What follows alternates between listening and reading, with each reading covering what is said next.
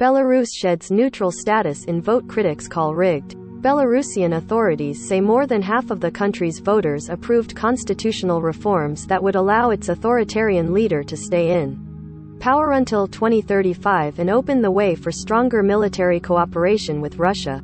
Kyiv, Ukraine. Belarusian authorities say more than half of the country's voters approved constitutional reforms that would allow its authoritarian leader to stay in power until 2035 and open the way for stronger military cooperation with Russia, while the Belarusian opposition denounced the vote as a sham. The referendum on the reforms took place Sunday, several days after Belarus' closest ally Russia invaded its neighbor Ukraine.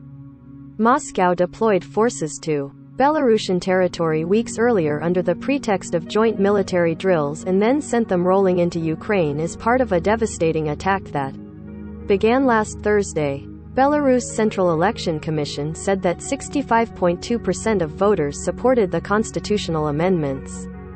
They bring back limits on presidential terms that had been abolished during President Alexander Lukashenko's tenure, allowing a president only 2 5-year terms in office. However, the restriction will only take effect once a newly elected president assumes office, which gives Lukashenko an opportunity to run for 2 more terms after his current one expires in 2025. The changes also shed Belarus' neutral and non-nuclear status, paving the way for closer military ties with Russia. Lukashenko has previously said his country could host Russian nuclear weapons. According to election officials, only 10.1% voted against the amendments. The voter turnout was reported to be at 78.6%. Belarusian opposition charged that no one was counting the votes, it was a rigged election. It is a betrayal of the country, betrayal of the nation, opposition leader Sviatlana Tikhanovskaya told the Associated Press from Lithuania, where she has been in exile since August 2020.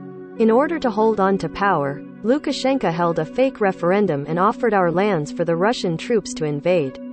Tikhanovskaya said that scraping the clauses about Belarus' neutral and non-nuclear status was a threat to all of Europe because it's the same as giving Manchester a child. In 2020, Lukashenko relied on Moscow's support to survive the largest and the most sustained wave of mass protests in the country's history.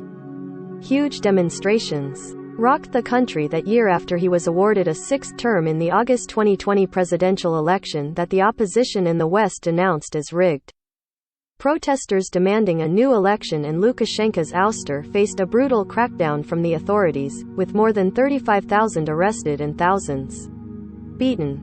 Key opposition figures, including Tikhanovskaya, Lukashenko's main contender in the election, left the country amid the clampdown, along with thousands of ordinary Belarusians. Siknovskaya urged Belarusians to use the referendum as a pretext for more protests. As long as he's keeping his grip on power with force, we will keep having threats such as foreign troops on our soil or nuclear weapons, she said.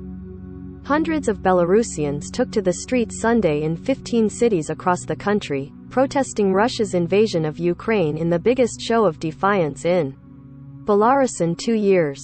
According to the Vyasna Human Rights Center, 726 people were detained over the demonstrations. Some of them were apprehended overnight in their homes. Vladimir Isachenkov and Dasha Litvinova contributed to this report from Moscow. Follow all AP stories on the Russian invasion of Ukraine at https://apnews.com/hub/Russia-Ukraine.